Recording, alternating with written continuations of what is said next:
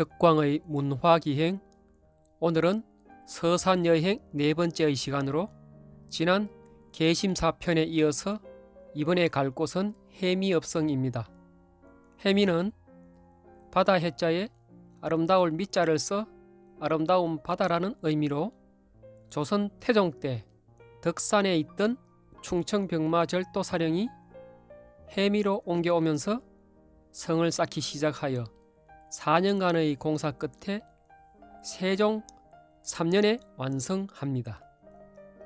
읍성은 행정중심적이고 주거지역의 읍성의 특징 때문에 평지에 설치되어 있는데 대표적인 것이 나간읍성과 고창읍성 그리고 이곳 해미읍성입니다.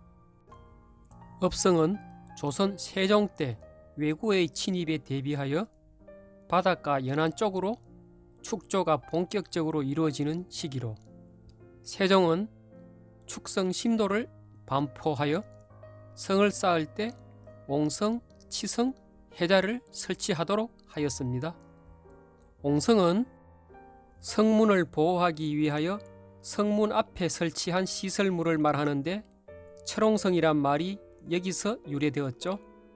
치성은 성벽에서 밖으로 돌출된 작은 성으로 성벽의 일부를 돌출시켜서 성에 접근하는 적을 조기에 발견하고 측면에서 공격할 수 있도록 설치한 시설물을 말합니다. 그리고 해자는 성벽 바깥 둘레를 따라 인공적으로 땅을 파서 고랑을 내거나 자연 하천을 이용해서 적이 접근하는 것을 막는 시설물을 말합니다. 현재 해미읍성은 사적 116호로 지정되어 있고 성벽의 둘레는 1.8km이며 높이는 5m인데 바닥에는 무사석을 깔았고 위로 올라갈수록 날카롭고 예리한 미석을 사용해서 성벽을 타고 오르는 적이 쉽게 오르지 못하도록 하는 기능이 있습니다. 진남문입니다. 해미읍성으로 들어가는 주 출입구이고요. 홍해문 형식으로 되어 있습니다. 해미읍성을 들어와서 뒤를 돌아다 보면 붉은 글씨로 황명홍치 4년 신해조라 적혀 있는 것으로 보아 성종 22년 신해년에 새로 중수되었음을 알 수 있습니다. 여기가 충청병마절도 사령이 있었음을 알리는 깃발이 있는데요. 깃발은 진을 설치하거나 명령을 하달하기 위하여 사용하는 것인데 여기에 있는 대오방기는 오방이를 나타내는 가장 중심이 되는 깃발로 청룡, 백호, 주작, 현무와 거북이 그림이 그려져 있습니다. 그리고 문기는 오방기 중간에 문을 낼 때 좌우에 세우는 깃발이고 초여기는 대장이 부하를 부를 때 사용하는 깃발이고 순시기는 감시 감찰하는 깃발이고 영기는 영내에 출입하는 깃발이고 수자기는 대장이 있음을 나타내는 깃발입니다. 선조 12년에 이순신 장군이 무가에 합격하여 이곳에서 군관으로 10개월 근무한 적이 있다고 합니다. 당시 사용하던 무기류가 전시되어 있는데요. 벌랑기, 대장군포,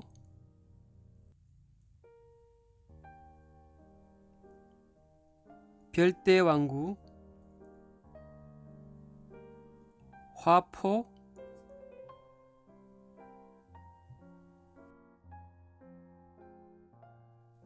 천자총통,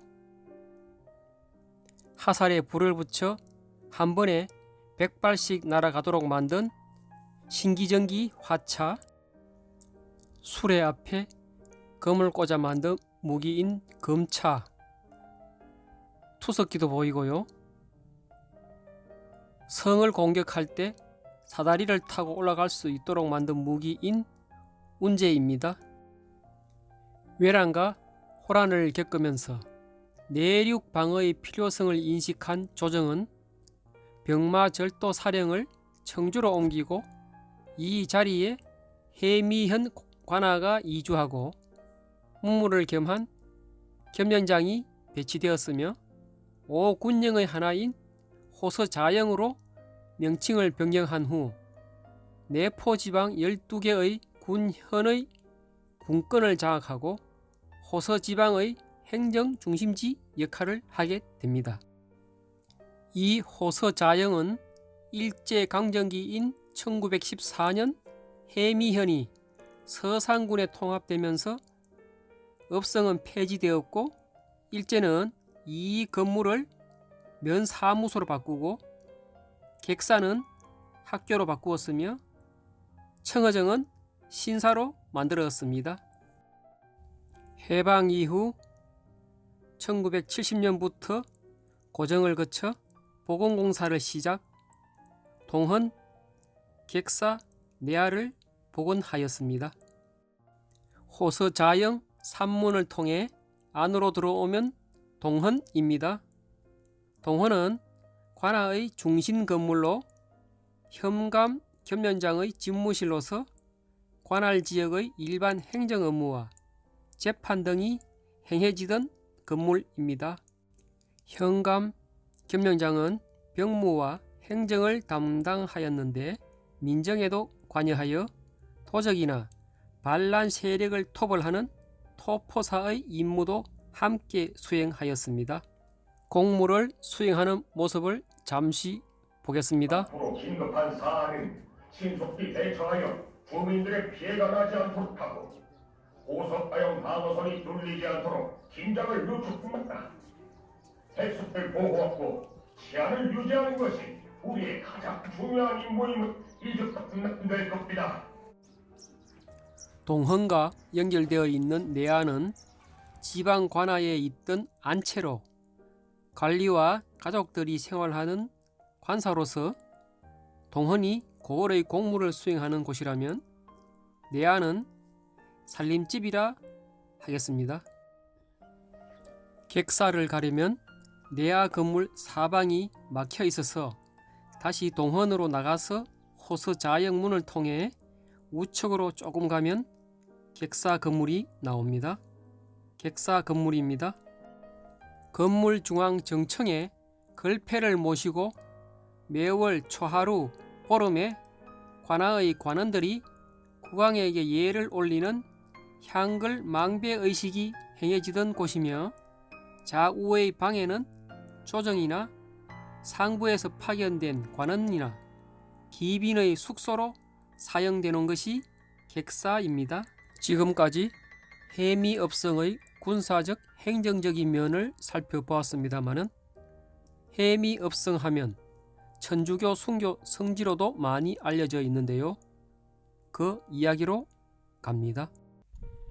우리나라에 천주교가 전래된 것은 임진왜란 당시 일본군 종군 신부로 입국한 세스 페레스라고 기록되어 있으나 우리나라 천주교 역사는 누구에 의해서 전래되었다기보다는 학자들에 의해 자발적으로 신앙을 받아들이고 스스로 신앙 공동체를 형성했다 할 수 있겠습니다. 조선에서는 서학이 학문적으로 연구되기 시작한 것은 성호 이익에 의해서 한문 서학서를 수집 섭렵하고 이를 체계적인 이해를 위해 노력하였었는데 서양 과학 기술은 실정적이고 실용적인 것으로 높이 평가했고 천주교 서인 천주시리와 칠극에 대해서는 수용적인 자세를 가졌다 할 수 있겠습니다. 그러다가 이익의 제자인 건철신과 그의 제자들은 학문적인 단계를 넘어 신앙으로 받아들이는 단계로 발전합니다. 한편 이성훈은 1783년 북경을 방문하고 그라몽 신부로부터 세례를 받고 서학서를 가지고 조선으로 돌아오죠. 이벽과 함께 탐독하고 자신의 깨달은 지리를 친지 후배들에게 교리를 설명합니다. 이러한 이벽과 이성훈의 노력으로 이벽의 집에서 첫 번째 세례식을 거행하여 이벽, 정약용, 정약전, 건철신 등이 이성훈에게 세례를 받음으로써 한국 천주교가 설립되었습니다. 1784년 신앙 공동체가 형성된 이후 천주교는 지방으로 확산되는데 충청남도 지역에서는 여사월 출신 이존창이 세례를 받은 후 고향으로 내려와 가족, 친지, 친구들을 입교시켜 신앙 공동체로서 형성하였는데 이것이 내포 지역의 천주교를 전하는 시초가 됩니다. 하지만 천주교의 교리는 유교의 엄격한 신분으로 양반계층과 평민계층으로 나뉘어져 있어 신분 차별을 면할 수 없었는데 모든 인간은 신분의 높고 낮음을 막론하고 천주 앞에서 평등한 형제라고 하여 쉽게 민중의 뿌리를 내리는데 이러한 평등의식이 신분 질서를 무너뜨리는 행동이라고 생각하고 천주교 세력 확산에 불안을 느낀 양반들이 자신들의 권력을 유지하기 위해 탄압을 시작하게 되는데 1800년 정조의 죽음으로 11세의 순조가 즉위하고 정순 왕후가 수렴청정을 하면서 시파를 누리기 위한 첫 작업으로 천주교를 그 명분으로 삼았고 탄압을 하게 됐는데 이것이 바로 신유박해입니다. 이후 100여 년간 박해는 계속되는데 신유박해로 고향을 떠난 신자들은 좀 더 자유로운 신앙생활을 할 수 있는 곳을 찾아서 새로운 신앙 공동체를 형성하는데 그곳이 바로 교우촌입니다. 교우촌은 전국 각지로 형성되었고 선교사들이 입국한 이후에는 공소로 발전하는 교우촌도 생겨납니다. 한편 내포는 신앙의 중심지였는데 여사올 출신 이존창을 비롯해서 한국인 첫 사제인 김대근 성인도 솔매에서 태어났으며 초기 교회의 가장 큰 신앙 공동체였던 신리도 내포 지역에 있다 하여 신앙의 중심지인 내포는 박해의 중심지가 되는데 1790년부터 100여 년간 수많은 천주교 신자가 해미읍성에서 순교했습니다. 이후 천주교 대전교구와 충청남도는 솔매 성지에서 해미 순교 성지까지 내포 천주교 순례길을 조성하였고 2014년도에는 프란치스코 교황이 해미읍성과 해미 순교 성지를 방문하였죠. 지금까지 해미읍성의 군사적 행정적 기능과 한국 천주교의 역사에 대해서 알아보았습니다. 마지막으로 민속가옥과 가족과 함께하는 민속놀이 체험에 대해서 알아보겠습니다. 민속가옥은 분홍, 말단 관리인인 설이 그리고 상인의 집을 재현해 놓았는데요. 먼저 민속가옥 3은 조선시대 말단 관리인인 설이의 집으로 부엌 1칸, 방 2칸으로 이루어진 3칸의 초가집 형태입니다.